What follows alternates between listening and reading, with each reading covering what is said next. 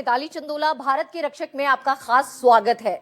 आज हम मौजूद हैं प्रयागराज कुंभ की नगरी में। कुंभ जो है इस बारी का वो इंटरनेशनल इवेंट है और यहाँ पर 40 करोड़ से भी ज्यादा लोग आने वाले हैं। खाली हिंदुस्तान से नहीं, पूरे देश विदेश हर जगह से। और एक ये मुख्य कारण बना हुआ है, हर जगह जो है एक क्रेज देखने को मिल रहा है कि इस बार बस कुंभ की नगरी में प्रयागराज में एक बार लोग आकर दर्शन करें, यहाँ पर डुबकी लगाएं।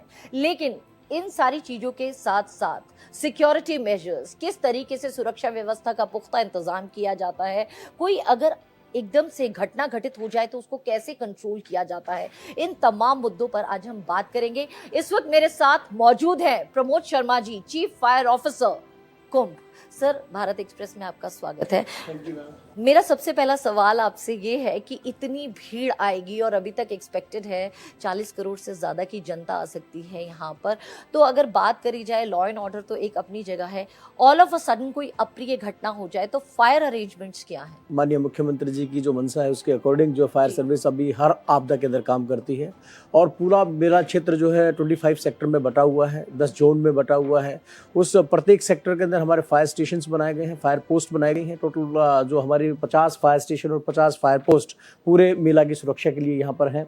और लगभग 351 जो वाहन है, डिफरेंट टाइप के वाहन है जो कि एडवांस टेक्नोलॉजी से लैस हैं, उनको पूरे मेला क्षेत्र में लगाया गया है। और 24/7 हमारे जो बाइकर्स हैं, फायर फाइटर बाइकर्स हैं, वो मेला क्षेत्र में भ्रमणशील रहते हैं ताकि अगर किसी कैंप्स के अंदर छोटी मोटा कोई इंसिडेंट भी होता है तो तत्काल उसके ऊपर कार्रवाई की जा सके। सर, अभी आपने बताया कि हाई टेक्नोलॉजी बेस्ड व्हीकल्स आपके पास हैं, तो किस तरीके की टेक्नोलॉजी इस्तेमाल की गई है और आपदा के टाइम पे कोई ऐसी इंसिडेंट हो जाते हैं उस टाइम वो किस तरीके से रिस्पॉन्स करेंगे, क्या है उन व्हीकल्स का डिज़ाइन? मैम, हमने यहाँ पर अलग अलग टीमें बनाई हैं जो कि एक वाटर बेस्ड टेक्नोलॉजी है जो कि हमारे फायर फाइटर बाइकर्स हैं वो उससे लैस हैं। और दूसरा जो हमारा एक फायर फाइटिंग रोबोट है उसको भी अब की बार मैदान में उतारा गया है ताकि अगर कोई बड़ा हादसा होता है तो उसके दौरान उस पर कार्रवाई की जा सके, अपने आदमियों की जान को जोखिम में डाले बगैर। दूसरा, वाटर कर्टेन होज अब की बार हम लेकर के आए हैं ताकि एक टेंट में अगर फायर हो जाती है दूसरे टेंट में ना फैलने पाए, तो उसको कर्टेन बनाने के लिए हमारे पास वाटर कर्टेन होज अवेलेबल्स हैं। और जो नए एडवांस रेस्क्यू जो हमारा टेंडर है उसके अंदर एडवांस रेस्क्यू के जो टूल्स हैं वो हमारे पास अवेलेबल हैं। All terrain vehicle first time in India fire service में किसी के पास नहीं है, जो कि उत्तर प्रदेश फायर सर्विस के पास है। ये माननीय मुख्यमंत्री जी की मंशा के अनुसार अब की बार मैदान में उतारा गया है, जो कि बड़ी एरिया या जहां पर बालू है, पानी है, उस एरिया के अंदर भी जाकर फायर फाइटिंग कर सकता है। जो नैरो कैंप्स हैं उनके अंदर भी जाकर के फायर फाइटिंग कर सकता है। तो हमारी टीम लगभग पूर्ण रूप से तैयार है।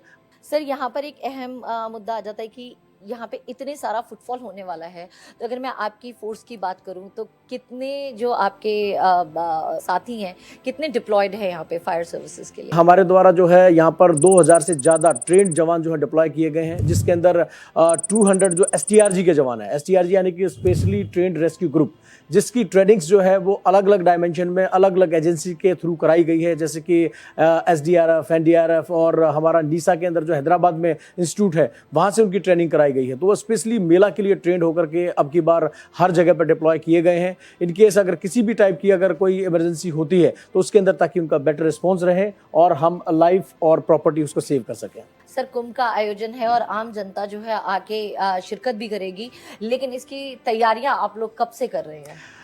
देखिए मैम, ये तैयारियां जो है पिछले 1.5-2 साल से लगातार चल रही हैं और उत्तर प्रदेश शासन, उत्तर प्रदेश सरकार और उच्च अधिकारियों के जो दिशा निर्देशन है उसके अंदर ये 2 साल से तैयारियां होकर के अब ग्राउंड के ऊपर टीम जो है अपनी परफॉर्मेंस के लिए तैयार है। और मैं हमेशा इसको ये मानता हूं कि ये भी एक प्रकार का T20 वर्ल्ड कप है जिसको कि हमारे को जीतना है और जो हमारे श्रद्धालु आ रहे हैं उनको हमारे को एक अच्छी सिक्योरिटी देनी है। मैं हमेशा ये भी कहता हूँ कि नहीं हो आपदा भारी अगर पूरी हो तैयारी। अब हमारी तैयारी पूरी है और हम उसके लिए किसी भी इमरजेंसी के लिए मिट आउट करने के लिए हम रेडी हैं। सर, कितने फायर एक्सटिंग्विशर्स आप लोगों ने अंदर, क्योंकि जब छोटी आग लगती है तो एकदम से आप पूरा का पूरा सिस्टम नहीं चालू करते, कितने फायर एक्सटिंग्विशर्स आपने अंदर लगा रखे हैं, कितने जनरेटर्स की जो है यहाँ पर व्यवस्था की गई है? देखिए मैम, जितने भी अब की बार जो उत्तर प्रदेश सरकार है उन्होंने 10,000 से ज़्यादा फायर एक्सटिंग्विशर जो अखाड़े हैं उनके अंदर स्थापित किए हैं फ्री ऑफ कॉस्ट, ताकि क्योंकि जो छोटी कॉस्ट है उसको बियर करने के लिए आदमी थोड़ा सोचता है,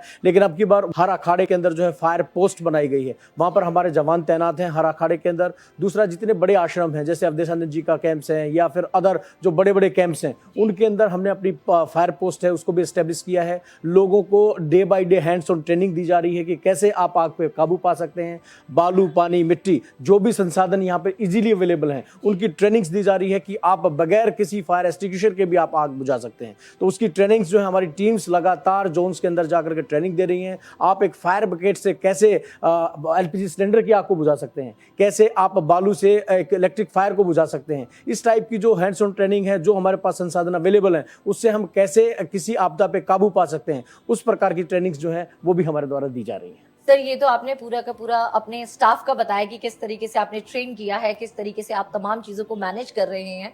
लेकिन इतने सारे श्रद्धालु आ रहे हैं, आएंगे, उनकी अवेयरनेस के लिए क्या? क्योंकि आप लोग जितने भी मुस्तैदी से काम करें अपना, कई बार ऐसा भी होता है कि जाने अनजाने में कोई चूक हो जाती है जो कई बार बड़ी चीज के लिए रिस्पॉन्सिबल हो जाती है। तो ऐसी सिचुएशन में आप किस तरीके से श्रद्धालुओं को, जो लोग यहाँ पर आ रहे हैं, उनके लिए अवेयरनेस कैंपेन चलाएंगे? देखिए मैम, जो पैम्पलेट्स, बैनर, पोस्टर वो हम पूरे मेला क्षेत्र के अंदर डिस्ट्रीब्यूट कर रहे हैं। और जो मैंने ट्रेनिंग की बात की, वो हमारे स्टाफ की ट्रेनिंग नहीं करा रहे हैं हम जो श्रद्धालु यहाँ पर जो कैंप्स के अंदर जो खाना बना रहे हैं, जो उनके वर्कर्स हैं और जो यहाँ पे 24/7 सेवादार लगे हुए हैं, हमने उनकी भी ट्रेनिंग्स कराई हैं।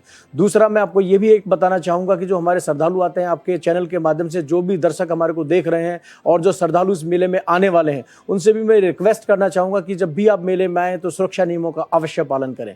कई बार ऐसा होता है कि आप जो नॉन स्टैंडर्ड जो सिलेंडर है, छोटे वाले जो पेट्रोमैक्स टाइप के सिलेंडर आते हैं, उनका इस्तेमाल टेंट्स के अंदर करते हैं, तो उससे बड़े हादसे होते हैं। अभी भी एक छोटा इंसिडेंट हुआ था जिसके अंदर की उसी पेट्रोमैक्स सिलेंडर से गैस लीकेज हुआ और उसके अंदर फायर हुआ, लेकिन टीम मुस्तैद थी, टीम वहीं पे मौजूद थी, तो उसको कंट्रोल कर लिया गया। तो जितने श्रद्धालु हैं, मैं उनको ये कहना चाहूँगा कि जो सुरक्षा है वो किसी एक आदमी की जिम्मेदारी नहीं है, बल्कि सबका कर्तव्य है और सभी को मिल करके इस कर्तव्य पे खरा उतरना है। अपने टेंट्स के अंदर खाना ना बनाएं, इधर उधर धूम्रपान ना करें, अलाव को अनअटेंडेड खुला ना छोड़ें और जो कटी फटी वायरिंग आपके टेंट्स में है उसको तुरंत प्लग अप करा दें, क्योंकि वो भी एक मेजर इंसिडेंट का कारण बनते हैं। और जो जितनी भी आज तक मैम घटनाएं हुई हैं वो मतलब नाइट के टाइम पे ज़्यादा हुई हैं, जो भी पिछला कुंभ का एक्सपीरियंस रहा है। 2019 के अंदर भी लगभग 55 जो घटनाएं थी वो हुई थी, पर कोई भी उसके अंदर कैजुअलिटी नहीं थी, क्योंकि लोग अवेयर थे, लोगों ने सुरक्षा नियमों का पालन किया। अब की बार हम 2025 में, तो मैं ये सोचता हूँ कि लोग अब की बार और ज़्यादा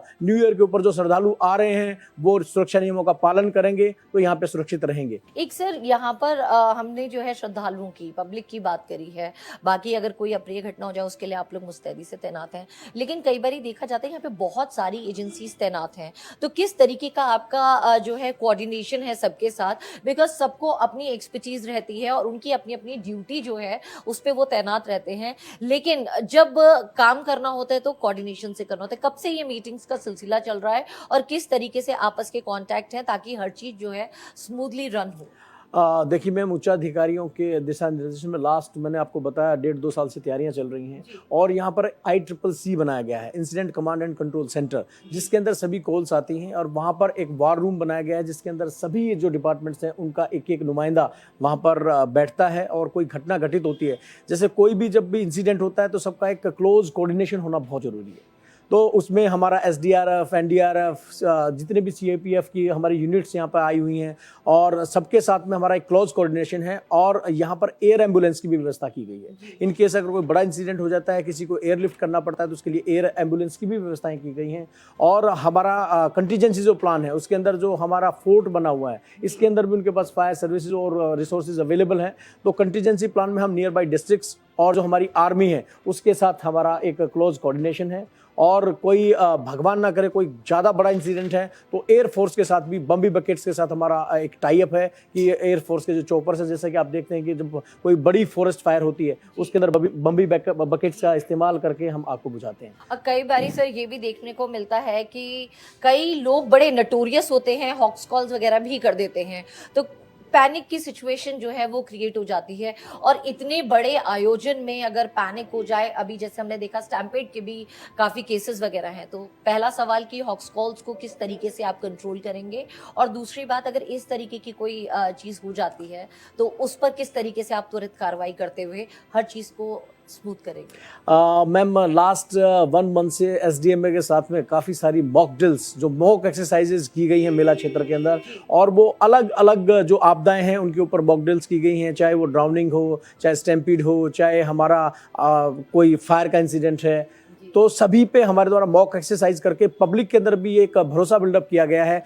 कि घबराएं नहीं, क्योंकि घबराने से कोई सोल्यूशन नहीं है। जब आप घबराते नहीं हैं, आपदा के सामने डट के खड़े हो जाते हैं, तो आपदा अपने आप ही पीछे हट जाती है। तो सबका एक ये कर्तव्य है कि एक कदम सुरक्षा की तरफ बढ़ाएं, अपने इस महाकुंभ को सुरक्षित बनाएं। मेरी माध्यम से, चैनल के माध्यम से आप मेरी जनता को क्या मैसेज देना चाहेंगे, जो लोग यहाँ पर आ रहे हैं और बाकी उन सब लोगों के लिए भी जो टीवी पर बैठ के जो है इसके दर्शन करेंगे? जो भारत एक्सप्रेस चैनल है, और वो काफ़ी मतलब जो कुंभ मेला है उसके अंदर जो यहाँ पर गतिविधियाँ हो रही हैं उनको हमेशा दिखाता रहता है, ताकि जो जनता है उसके अंदर भी एक भरोसा बिल्डअप हो, और जो आने वाले श्रद्धालु हैं उनके अंदर ये कॉन्फिडेंस बिल्डअप हो कि वो आएंगे, यहाँ पे श्रद्धा की डुबकी लगाएंगे। जैसा कि माननीय मुख्यमंत्री जी का कहना है कि सब लोग आएँ, अच्छे से स्नान करें और एक अच्छा मैसेज यहाँ से पूरे देश में नहीं विदेश में भी लेकर के जाएं।